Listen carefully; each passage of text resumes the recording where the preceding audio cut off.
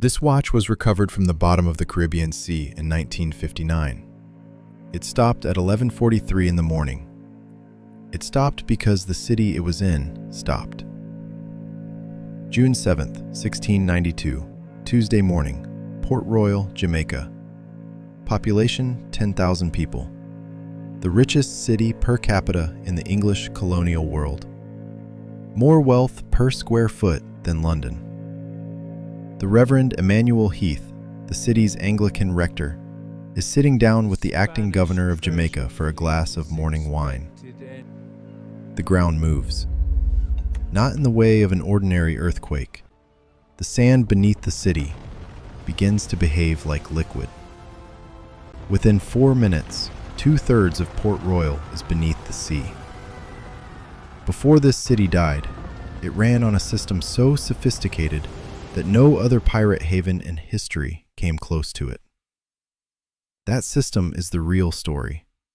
And the man who built this city to its glorious, violent peak would be the same man tasked with destroying everything he built. To understand what died at 11:43 on a Tuesday morning in June 1692, you have to go back 200 years.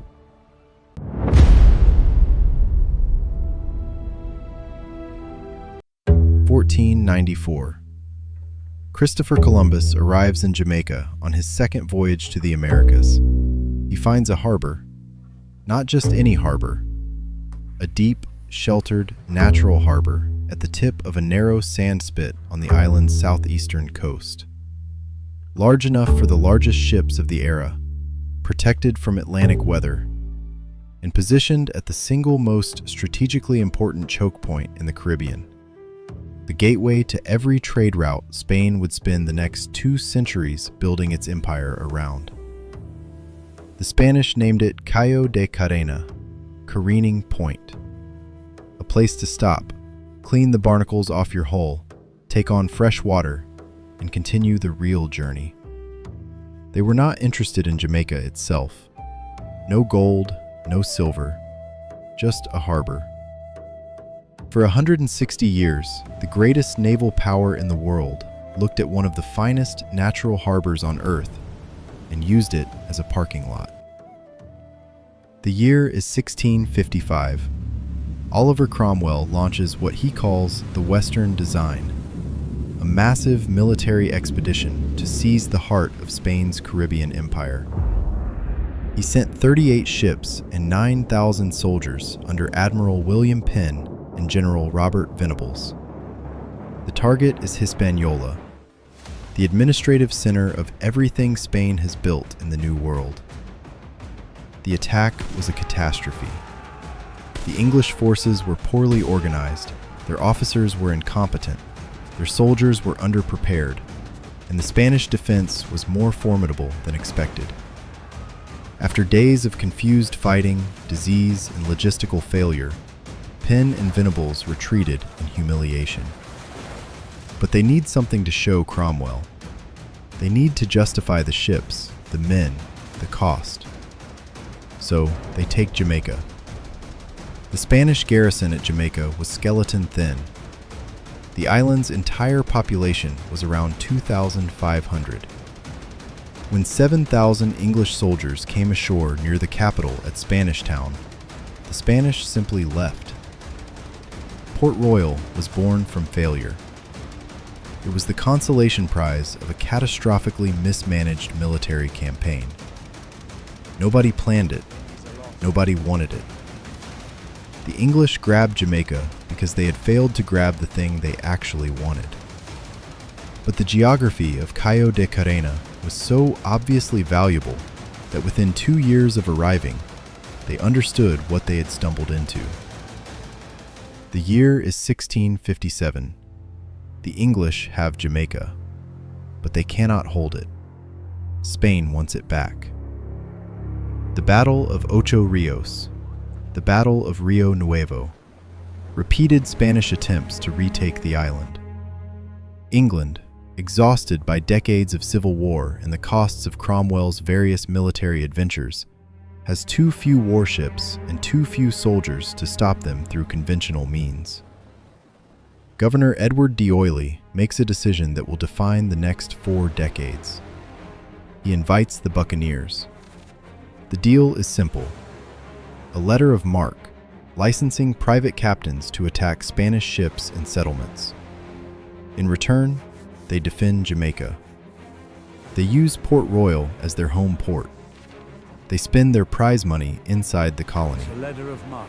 England has just outsourced its Caribbean Navy to criminals, paid them not in salaries, but in the right to plunder. And Port Royal is about to become the richest city in the Americas. And then came Vice Admiral Sir Christopher Myngs. Myngs arrives at Port Royal in 1656 as naval commander of the Jamaica station. He finds a colony beset on all sides, a fleet too small to defend it, and a population of buccaneers who are individually effective and collectively disorganized.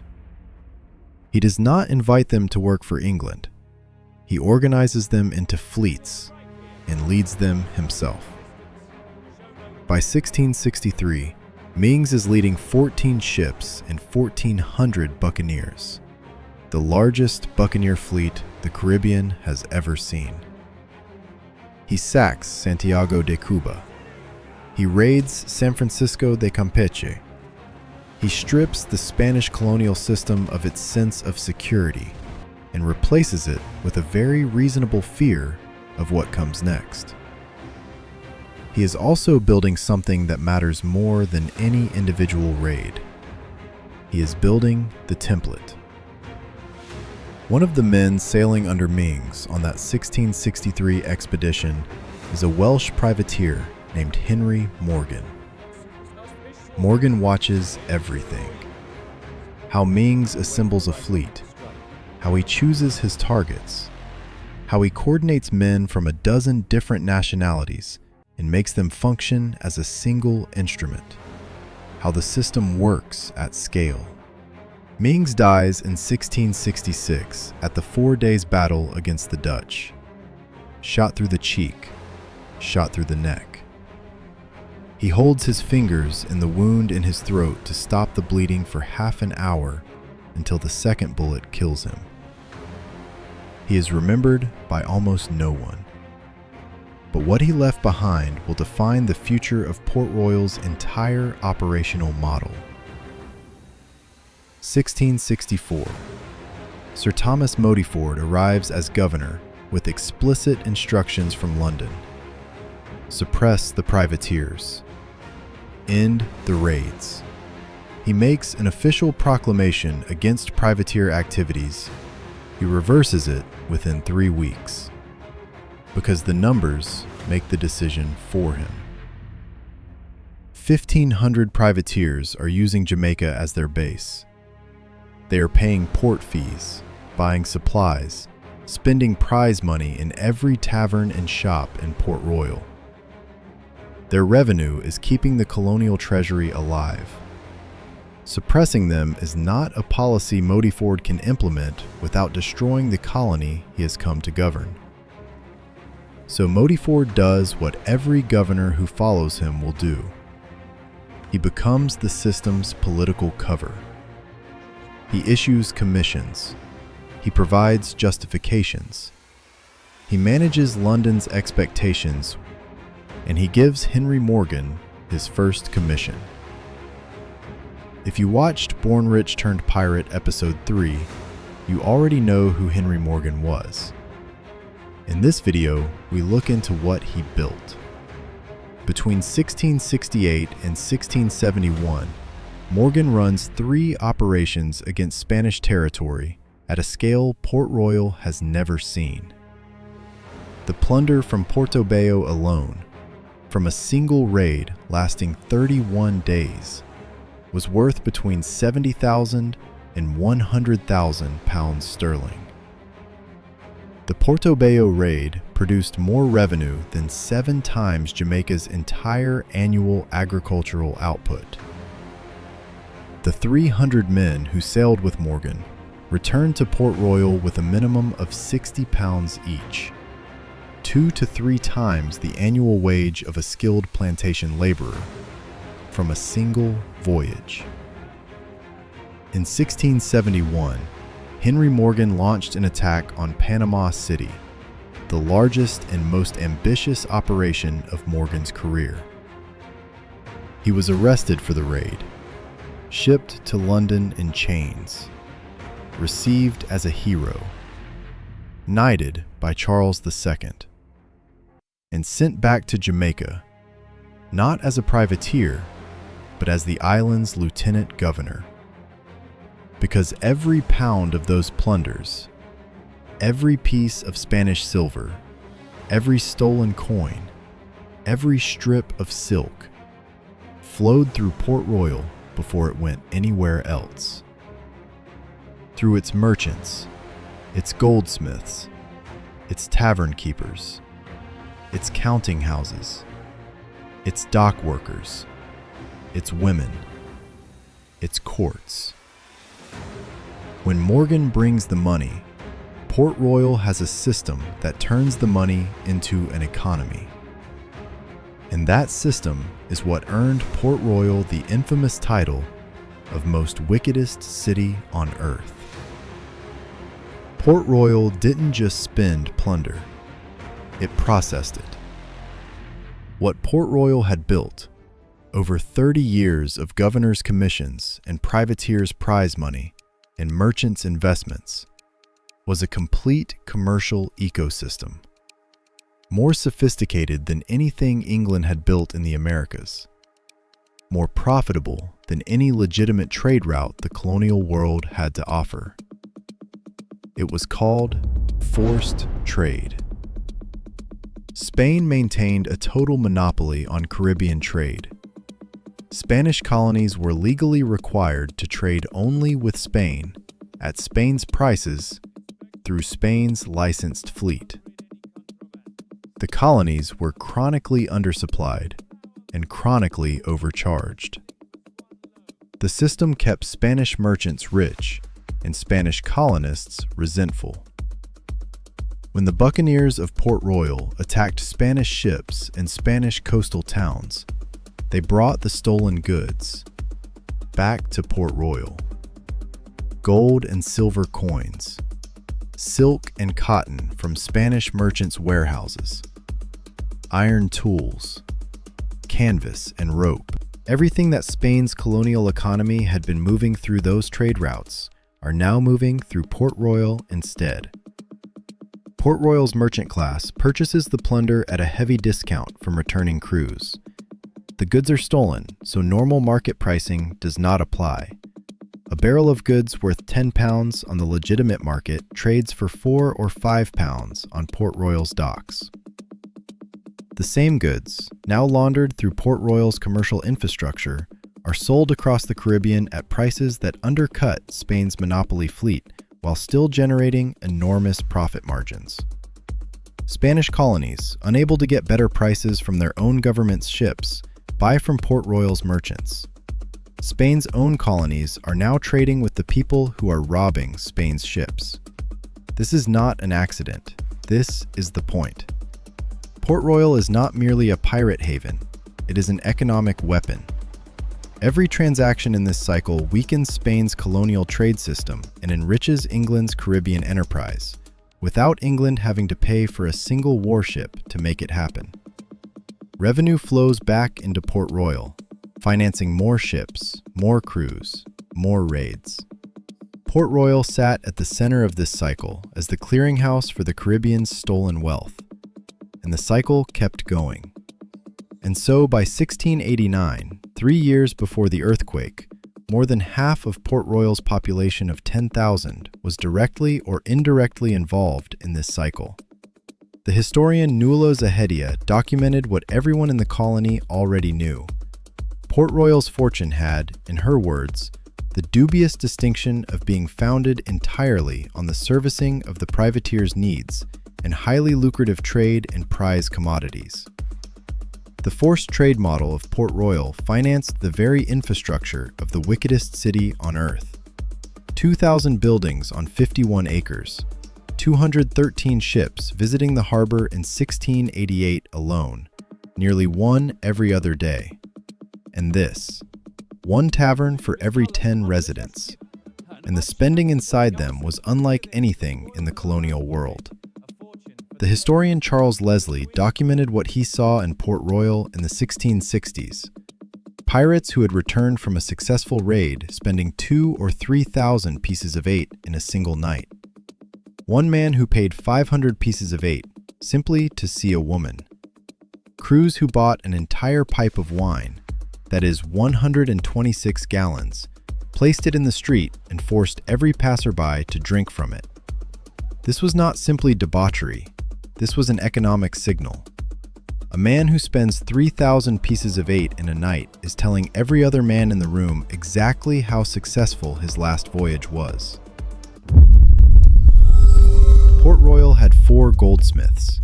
In a city of 10,000 people, 4 goldsmiths sounds modest. It is not. In the 17th century, goldsmiths were not merely jewelers. They were proto-bankers. They held deposits. They exchanged currencies. They assessed the purity of gold and silver. They transformed raw, plundered precious metal into usable currency and tradable goods. 4 goldsmiths means a constant, enormous flow of raw gold and silver, far more than any legitimate sugar or tobacco economy would ever generate. Every piece of eight from a raided Spanish treasury passed through hands like theirs before it became the pounds and shillings of a legitimate merchant's ledger. Then there were the women. History remembers them in a single word. That word does not capture what they were. The women who managed Port Royal's taverns and lodging houses were, in many cases, genuinely economically powerful. They managed establishments. They fenced stolen goods alongside legitimate merchandise. They lent money. They extended credit. They accumulated capital in ways unavailable to women in any more regulated economy. They had names that reflected their environment without any particular embarrassment. Salt Beef Peg, No Conscience Nan, Buttock to Clink Jenny, and the most famous of them was Mary Carleton, aka the German Princess. And then there was the Admiralty Court. Port Royal had a functioning legal system. Prize goods seized by licensed privateers were brought before the court for adjudication. The court determined whether a prize was legal. It assessed its value. It calculated the crown's share. It issued judgments that gave the entire system a veneer of legal process. In practice, the court was exactly as corrupt as the environment required, but its existence mattered. You cannot build a multi-story brick house in a colonial city on openly stolen money without legal architecture around it. The Admiralty Court provided that architecture. It turned piracy into commerce, one judgment at a time.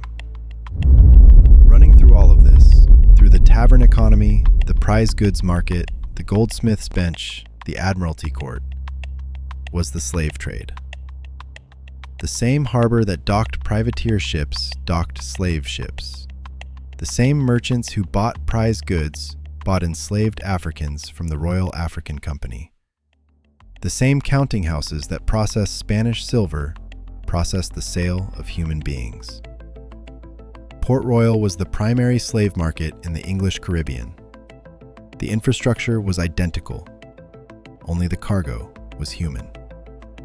And amidst all of this, Port Royal had become one of the only cities in the Americas where coins, not barter goods, not tobacco credits, not warehouse receipts, were the standard medium of commercial exchange. In Boston, in Philadelphia, in Charlestown, the colonial economy largely ran on barter and commodity credit. Hard currency was scarce. It was the one thing the Americas produced in enormous volume and shipped almost entirely back to Europe. In Port Royal, there was so much Spanish silver, so much plundered coin from so many raided treasuries, that hard currency was genuinely abundant. 30 years of organized theft had built the richest city in the Americas.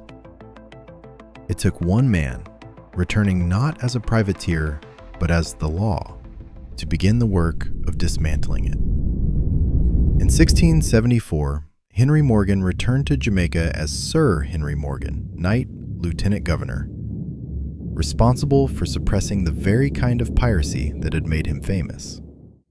By the late 1670s and into the 1680s, the political environment had changed in ways that made the old buccaneer system increasingly untenable.